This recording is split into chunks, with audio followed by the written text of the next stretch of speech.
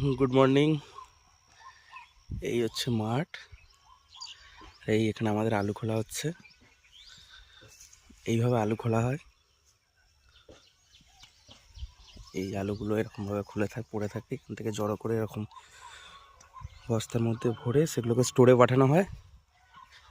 এই আলু খুলছে। খোল খোল খোল।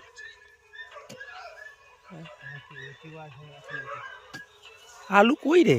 এই তো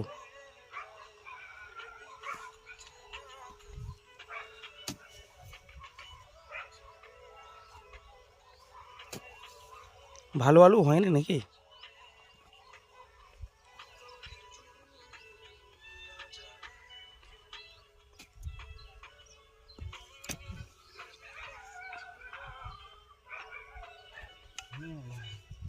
এই তো এবার বেরোবে। এই তো